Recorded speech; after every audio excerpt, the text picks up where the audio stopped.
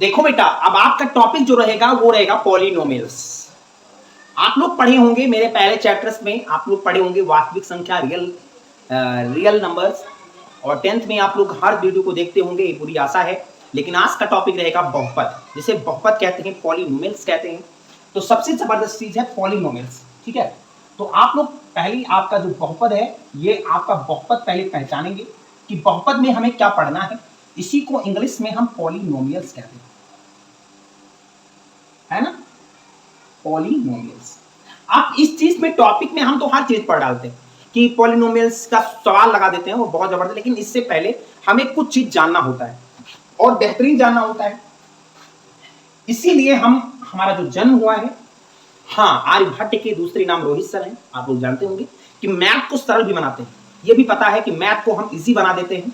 कितना भी बड़ा सवाल हो यार, कितना भी बड़ा हो। मैं एसएससी का जो टीचर हूं, लेकिन मैं एसएससी का तोड़फोड़ में हाई स्कूल में आपकी उमार का जितना भी क्वेश्चन मेरे पास, याद रखना, मैं स्क्रीनशॉट भेज दूंगा। मेरे यहाँ 5 से 6 बच्चे 100 में 100 मैथ में गए हैं, और 99 तो यार गिनती नहीं है। 97 साला कहाँ काट डाला 99 में एक नंबर। ये लड़का में कमीना नहीं था, लेकिन हो सकता है उमार में कंप्यूटर में गलत हो गई हो। लेकिन ये आशा नहीं है कि आप लोग 99 लाएंगे, 100 में 100 लाएंगे। तो हमें 99 98 तक बहुत अच्छे अच्छे बच्चे रिकॉर्ड दिखाए हैं। 100 में 100 तो बहुत बच्चे हैं, इंटर में भी हैं और हाई स्कूल में भी हैं। तो हमें पूरी आशा है कि बहुपद की वीडियो हमारे देखते होंगे। आज का टॉपिक जो रहेगा वो पॉलिनोमियल्स 10th क्लास का, और आपको बेहतरीन पढ़ाने को, ठीक है। देखो बेटा, अब आपका पॉलिनोमियल्स में मुझे क्या पढ़ना है, और मैं जबरदस्त आपको पढ़ाऊंगा पॉलिनोमियल्स या बहुपद। मैं आपको जबरदस्त पढ़ाऊंगा, मुझे क्या पढ़ना है पहले ये देख लेते हैं। बहुपद का व्यापक रूप पहले पढ़ेंगे। पहले हमें बहुपद का व्यापक रूप क्या होता है ये चीज पढ़ेंगे। दूसरा टॉपिक हम ग्राफ देखकर बहुपद के शून्य को ज्ञात करेंगे। ये 2.1 में ही पहला चैप्टर है, ठीक है। सबसे पहली बात 2.1 में है कि ग्राफ को देखकर बहुपद के शून्य को ज्ञात करेंगे और कैसे करेंगे, ठीक है। अब बहुपद के शून्य तथा गुणांकों के बीच संबंध की सत्यता की जांच करेंगे 2.2 में, ठीक है। सबसे पहली बात, और उसी 2.2 में एक चीज और है, बहुपद ज्ञात करना है जब शून्य दिए हैं, ठीक है। ये चीज 3-4 चीज जो है, व्यापक, बहुपद का व्यापक, ग्राफ देखकर बहुपद के शून्य तथा गुणांकों के बीच संबंध सत्यता की जांच करेंगे लाला, और चौथा बहुपद ज्ञात करना है जब शून्य दिए। तो ये 4 चीज मुझे बहुत बेहतरीन पढ़ना है, और ये जानना है कि ये चीज है क्या, और ये चीज कहां से आता है, और इस चीज को हम कैसे बनाएं। आपको टॉपिक बेस पढ़ना है, और पूरी चीज हमें आप जानना है, और हर चीज मैं जानूंगा, ठीक है। तो इस चीज को नोट करेंगे, आगे बढ़ते हैं। देखोगे, देखो बहुपद होता क्या बेटा। सबसे पहली बात, पॉलिनोमियल्स की परिभाषा हम सब लोग जानेंगे। बहुपद एक प्रकार का बीजीय गणितीय कथन है, बीजगणितीय कथन है, जिसमें सभी चर घातांक पूर्ण संख्याएं होती हैं। उसी को घातांक पूर्ण संख्याएं होते हैं, जिसमें सभी चर जो होंगे घातांक पूर्ण संख्याएं होंगी। बेटा अब सब चर क्या होता है, सबसे पहली बात, चर जो x और y और z से होते हैं ना, उसी को तो हम चर कहते हैं। सबसे पहली बात, चर क्या है। अच्छा, तो बहुपद के एक प्रकार का बीजगणितीय कथन है, जिसमें सभी चर जो होंगे, घातांक जो अंक होंगे, वो पूर्ण संख्याएं होंगे, ठीक है। तो हम इस चीज को जानेंगे बेटा। और सबसे पहली बात, एक चीज और जानेंगे कि बहुपद जो क्या होगा, चर पूर्णांक। जैसे एक और चीज जान लो कि बहुपद जो बराबर होता है, याद रखना, ये बहुत इंपॉर्टेंट है। बहुपद जो होगा वो चर, कोई भी चर हो जिसमें एक पूर्ण संख्या होगी, इसके ऊपर एक पूर्ण संख्या होगी, कोई संख्या होगी। तो ये चीज हमें भी जानना है, आपको बताऊंगा टॉपिक में क्या है कि एक चर होगा, उसमें एक पूर्ण संख्या लिखी होगी। तो हम बात नहीं करेंगे, इसी को बहुपद कहेंगे। आप इसकी खोज, ये सबसे पहली बात आप लोग देखोगे, बहुपद का खोज किसने किया भैया, ये भी जाना, फादर ऑफ पॉलिनोमियल्स, है ना। सबसे पहली बात, इसका खोज कौन किया, इसकी खोज कौन किया। सबसे पहली बात, इसका खोज कौन किया, देखो बेटा, सबसे पहली बात, बहुपद का हम प्रकार देखेंगे। बहुपद का प्रकार क्या होता है, देखोगे बहुपद का प्रकार क्या है। बहुपद 3 प्रकार के होते हैं। सबसे पहली बात, बहुपद 3 प्रकार का हम पढ़ेंगे कि कोई पूछे बहुपद कितने प्रकार के होते हैं, तो 3 प्रकार के। सबसे पहली बात, बहुपद रैखिक बहुपद होता है बेटा, रैखिक बहुपद होता है, सब लोग जानते हो, रैखिक बहुपद होता है।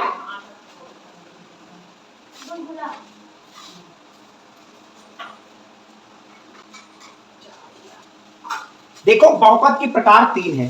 पहला है रैखिक बहुपद, दूसरा है द्विघात बहुपद और तीसरा है बेटा त्रिघात बहुपद।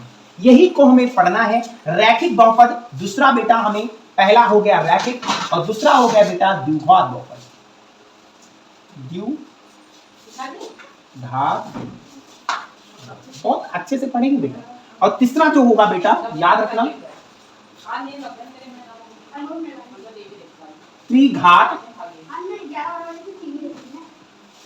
त्रिघात बहुपद। सबसे पहली बार रैखिक बहुपद, द्विघात बहुपद, त्रिघात बहुपद। बेटा आज जितने लोग हैं याद रखना, मेरी बात सुन लो तब जाओ सब लोग। जितने लोग हैं आज मैं आपको पढ़ाने के बाद जो मूवी आप देखेंगे, आप 12 बजे के अंदर मैं आपको दिखाऊंगा फ्री में आप जो मूवी आप देखने को कहेंगे, जो मूवी इस समय आई है मैं आपको पूरा टोटल में दिखाऊंगा। मन का अगर 10 GB लगे, मन का 1.5 लाख GB लगे, हमें दिखाना है आप लोगों को, ठीक है। तो आप लोग पढ़ेंगे पहले रैखिक बहुपद है, द्विघात बहुपद है, त्रिघात बहुपद है। कोई पूछे बहुपद कितने प्रकार के होते हैं तो बेटा 3 प्रकार के, बेटा रैखिक बहुपद, द्विघात बहुपद और त्रिघात बहुपद। लेकिन एक चीज और है बेटा याद रखना, रैखिक बहुपद होता है बेटा, रैखिक पॉलिनोमियल्स होता क्या है, फंक्शन नहीं है, फलन नहीं है बेटा, ax + b है ना। सबसे पहली बात, आप आइस खाने गए होंगे, कहीं निमंत्रण खाने गए होंगे, तो याद रखना बेटा, कभी भी याद रखना कि ए जो होगा कभी 0 नहीं होगा, ये हो या ना हो।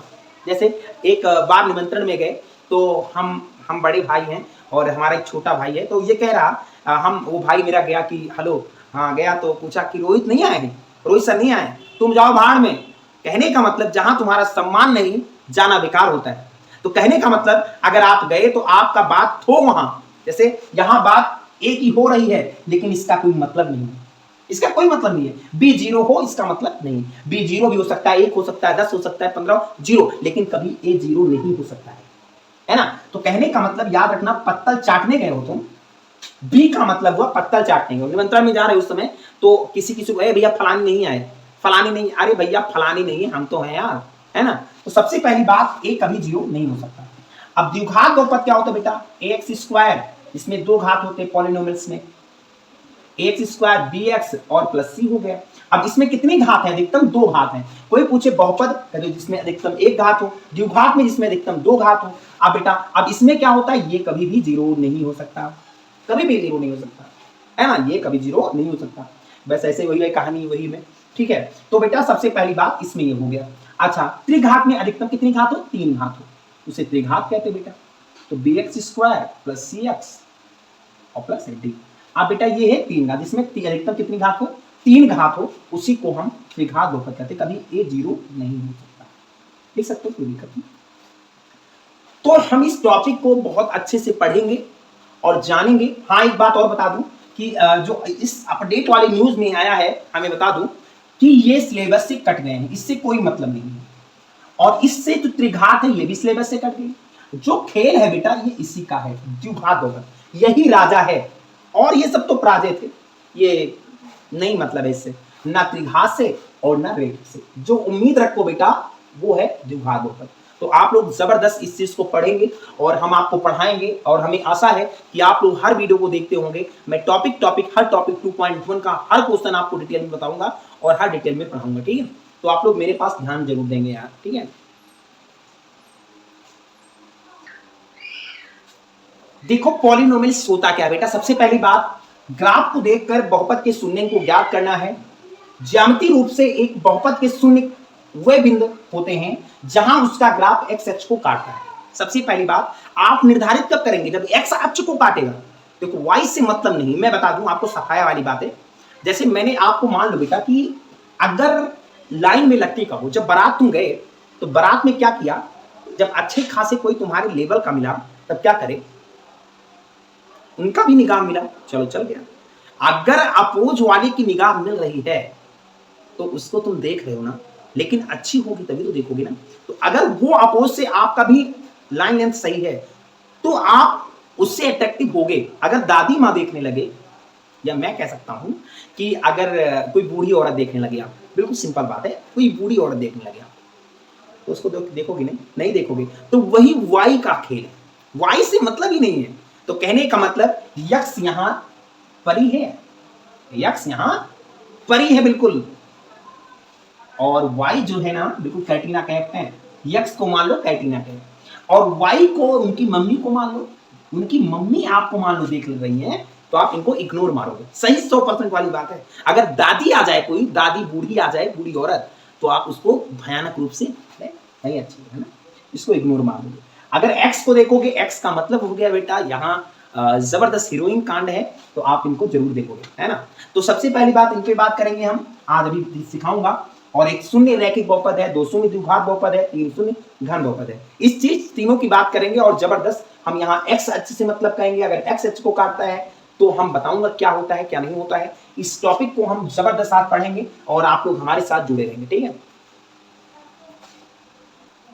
अगर इस ग्राफ को हम देखेंगे और पता करेंगे कि शून्यंकों की संख्या कितनी है, तो हम ग्राफ के द्वारा पता कर सकते हैं। जैसे अगर एक मान लो, मैंने अभी टॉपिक पे बात की, अगर एक बात है, अगर आप भीड़ या बारात में गए होंगे, तो जिस लड़की को या जिस कंडीशन पे अपनी मोहब्बत को तुम एक जरिया से देखते हो, तो एक ग्राफ बन जाता है।